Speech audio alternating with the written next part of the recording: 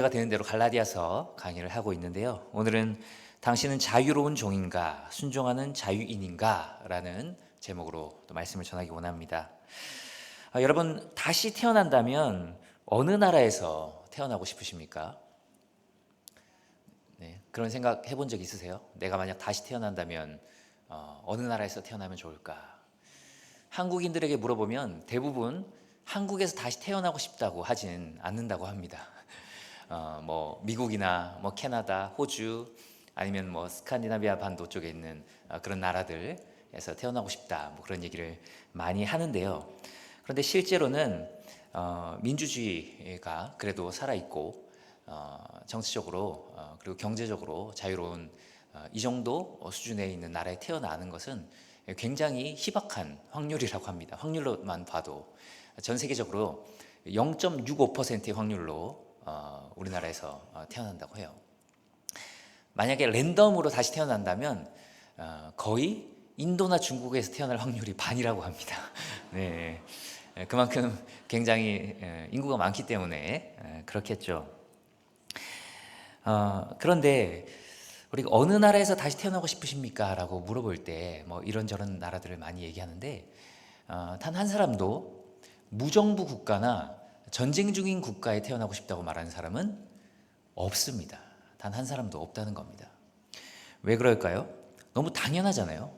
무정부 국가나 전쟁 중인 국가에서 태어나면 오롯이 모든 그 책임을 자기가 다 져야 되기 때문에, 죽음을 각오해야 되기 때문에 누가 그런 나라에 태어나고 싶겠습니까? 그런데 자유라는 이 한 가지 측면에서 생각을 해보면 사실 무정부 국가가 가장 자유로운 나라거든요. 내 마음대로 할 수 있는 나라예요. 그렇죠? 법도 없죠. 경찰도 없습니다. 그냥 내 마음대로 할 수 있어요. 온갖 무한한 자유가 주어졌음에도 불구하고 그 나라에 태어난다고 선택한 사람이 한 사람도 없는 것은 무한한 자유가 주어지지만 다른 사람도 나를 죽일 수 있는 자유가 있기 때문에 그만큼 위험하고 모든 책임을 다 내가 져야 되기 때문에 그런 무정부 국가나 전쟁 국가에 태어나지 고 싶다고 말하지 않을 겁니다. 사실 첫사람 아담과 하와는 에덴 동산에서 완전한 자유를 원했지만 사실은 완전한 자유국가인 무정부 국가에 가면 굉장히 위험해지고 불행의 늪으로 빠지는 것처럼 자유가 주어지면서 동시에 불행의 늪으로 빠지게 되었습니다. 그 후로 아담의 후손들은 서로 증오하고 죽이기 시작했고 세상은 엉망이 되었죠. 심지어 사사기 시대 때를 보면 하나님의 백성들이라고 하는 이스라엘 백성들조차도 자기 소견에 오른 대로 살았더니 서로 죽이고 강간하고 인권을 유린하는 그런 너무도 비참한 세상이 되었다는 것은 우리가 잘 알고 있습니다. 자유가 주어졌지만 그 대가로 훨씬 더 비참하고 불행한 인생이 된 것이죠. 하나님을 외면한 사람들은 자유를 얻은 것 같지만 사실은 죄의 종이 되었고 우상의 종이 되었고 사람의 종이 되었습니다. 그래서 구약 성경을 보면 하나님을 섬기지 않는 사람들이 아무것도 안 섬기는 것이 아니라 다른 가짜신 우상을 섬기잖아요.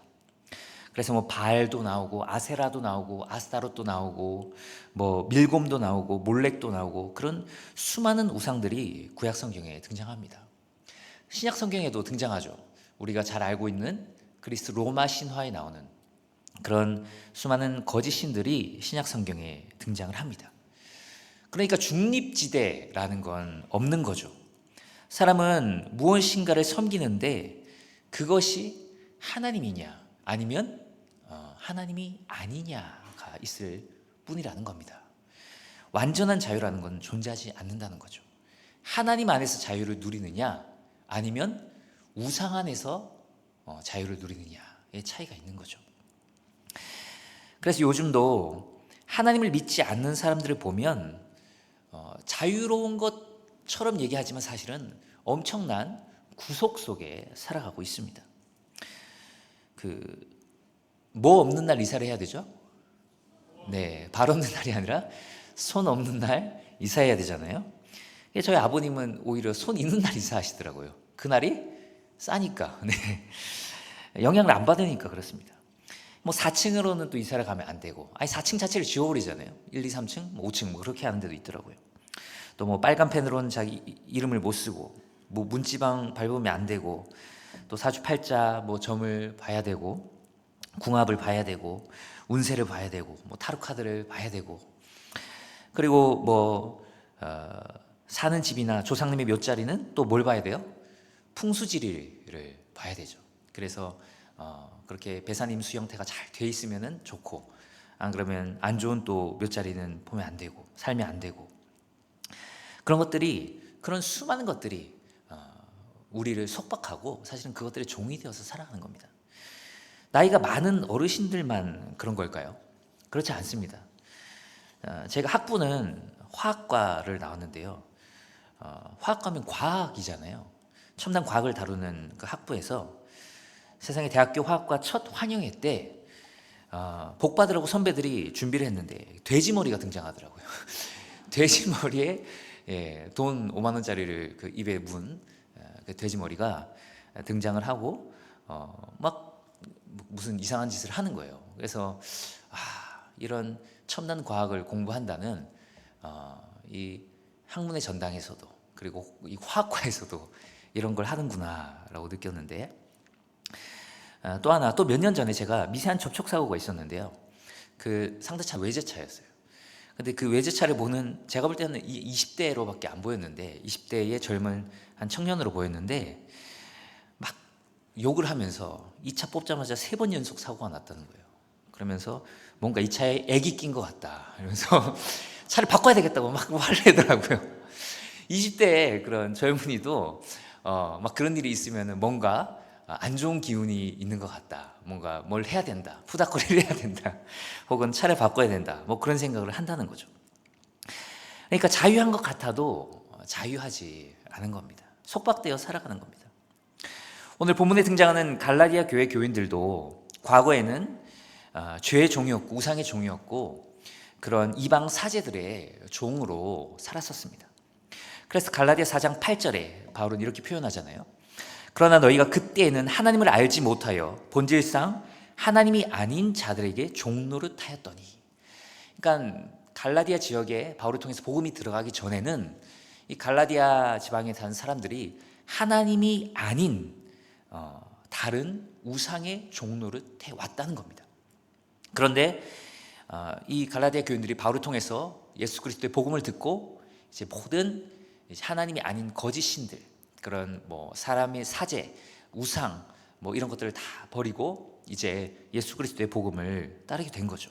그러면서 그 안에서 이제 참된 자유를 얻은 거죠.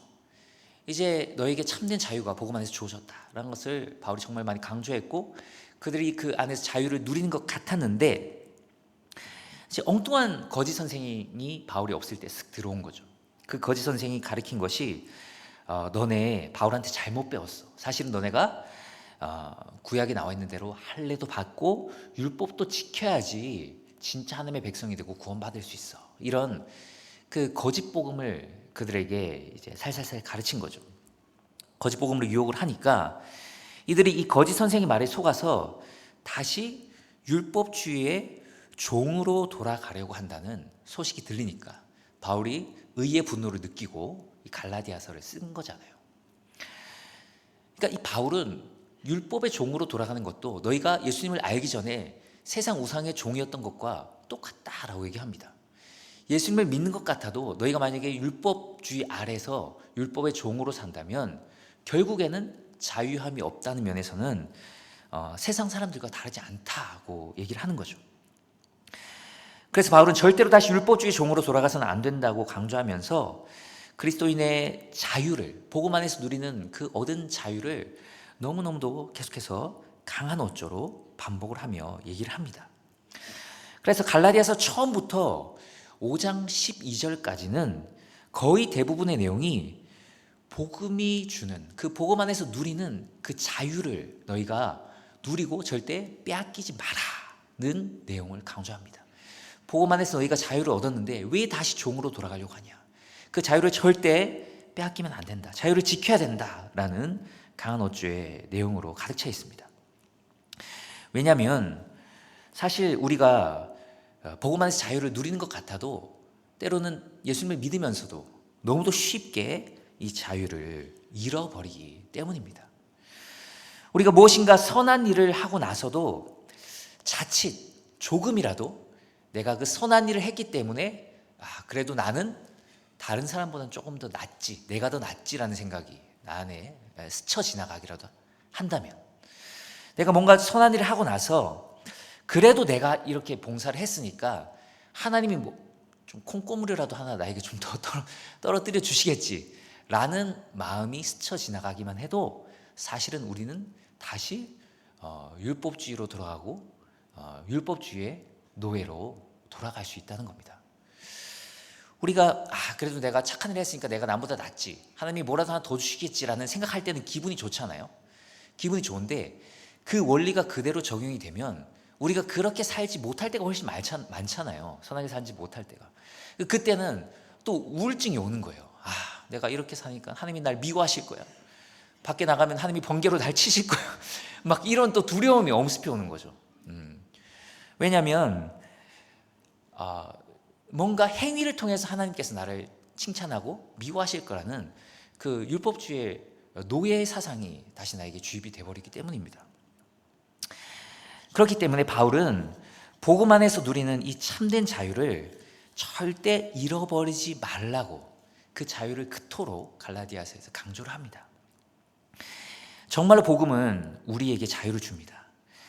예수 그리스도께서 우리로 거듭나게 하시고 하나님의 백성 삼아 주실 때 단 한 가지라도 우리에게 어떤 조건을 거신 게 있나요?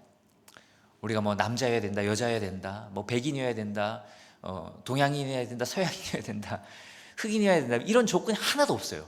너희가 조금 더 선한 일을 해야 된다, 그래도 이 정도 레벨은 돼야 된다, 그래도 화장실 청소는 좀 해야지, 뭐 성교는 몇 번 갔다 와야지, 그런 게 없어요.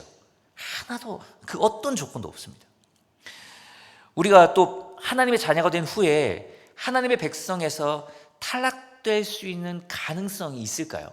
이것도 잘못 알고 계신 분들이 계시는데, 하나님께서 우리를 하나님의 백성으로 삼아 주셨어요. 구원해 주셨습니다. 그 이후에 우리가 그 구원에서 탈락될 수 있을 가능성이 0.01%라도 있을까요? 없습니다.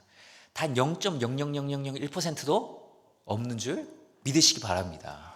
없어요. 왜 없냐면 하나님이 구원했다가 탈락시키는 분이라면 전지전능한 분이 아니란 얘기잖아요. 하나님은 전지전능하신 분입니다. 우리의 끝날까지 삶을 다 알고 우리를 구원하신 거예요.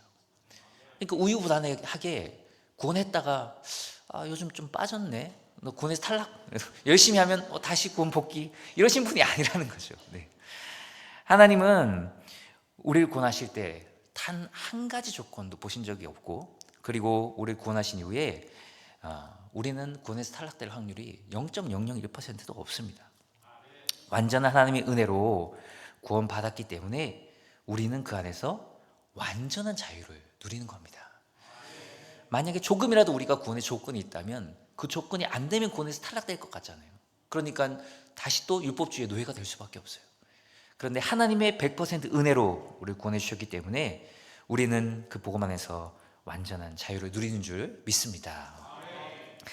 그런데 그렇게 복음이 주는 자유를 강조하고 나서 오늘 함께 읽은 본문에는 이 바울은 동시에 복음이 주는 큰 자유를 누리면서도 이 복음이 주는 그 자유를 오용하면 안 된다는 말을 덧붙이고 있습니다. 방종으로 치우치지 말라는 말씀을 덧붙이고 있는 거죠. 오늘 말씀 5장 13절 한번 보십시오.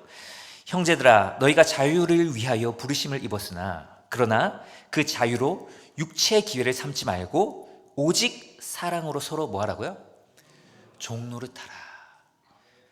그 자유로 육체의 기회를 삼지 말고 오직 사랑으로 종노릇하라고 합니다. 자유가 얼마나 중요하면 우리가 자유를 위하여 부르심을 입었다라고 분명히 말하고 있어요. 그런데 동시에 그 자유로 육체의 기회를 삼지 말고 오직 사랑으로 서로 종노릇해라 라고 말하고 있습니다. 여기서 말하는 육체는 우리의 몸을 가리키는 것이 아니라 우리의 죄악된 욕심을 말하는 겁니다. 그러니까 우리에게 자유가 주어졌는데 그 자유로 죄악된 우리의 욕심을 이루려고 하지 말고 사랑으로 서로 종노릇하면서 서로를 섬기라고 말씀하고 있습니다. 죄송합니다. 사랑으로 서로를 섬겨라 라고 말하고 있는 거죠. 아니, 방금까지 분명히 자유를 주셨다고 했는데 왜 또 종노릇하라고 하냐라고 우리는 반문이 될지도 모릅니다. 그런데 한번 잘 생각해 봅시다. 우리에게 주어진 이 자유가 어디서 왔나요? 하나님의 크신 사랑에서 왔습니다. 우리를 향한 말로 다 할 수 없는 지극한 하나님의 그 사랑이 십자가를 통해서 우리에게 부어졌기 때문에 우리가 자유하게 된 것 아닙니까? 그 놀라운 사랑이 우리 가운데 정말 넘치기 때문에 우리가 자유해진 거죠. 그 사랑이 넘친다면 우리가 그 사랑을 흘려보내는데 우리의 자유를 사용하는 것이 너무 자연스럽고 당연하지 않습니까? 그 자유를 죄를 짓는 데 쓰고 싶은 것이 아니라 하나님의 사랑을 표현하고 싶은데 쓰고 싶은 그 욕구가, 그 선한 욕망이 우리에게 올라온다는 거죠. 그래서 우리는 죄를 짓는데 자유를 사용하는 것이 아니라 하나님의 사랑을 실천하는데 자유를 쓰고 싶은 마음이 생기고 또 그리고 그 자유를 그렇게 써야 된다라고 얘기를 하고 있는 겁니다. 팀 켈러 목사님은 이 부분에서 이렇게 표현을 했습니다. 복음은 죄를 지으려는 동기 자체를 소멸시킨다. 아멘이지 않습니까? 복음은 사랑 없이 이기적인 동기에서 율법을 지켜오던 우리에게 사랑으로 율법에 순종하고 싶은 마음을 불어넣어 줍니다. 구원받기 위해 율법을 지키는 것이 아니라 하나님의 사랑이 우리 안에 넘치기 때문에 오늘 읽은 14절 말씀처럼 우리가 율법의 완성인 사랑의 종이 된다는 말입니다. 완전히 종에서 해방되었는데 놀랍게도 동시에 또 사랑의 종이 된다는 거죠. 네. 하나님의 사랑이 우리에게 너무 크기 때문에 그렇습니다. 그러니까 그 사랑 때문에 정말로 자유해졌다면 우린 그 사랑을 베풀고 싶어진다는 거죠. 이제 나는 자유하네, 내 마음대로 살아도 되겠네 라고 생각하면서 그 자유로 육신을 위해, 육신의 욕망을 위해서만 그 자유를 사용한다면 사실은 그 사람은 진짜 십자가를 통한 하나님의 사랑을 통한 자유함을 알고 맛보고 누리지 못한 사람이라는 거죠.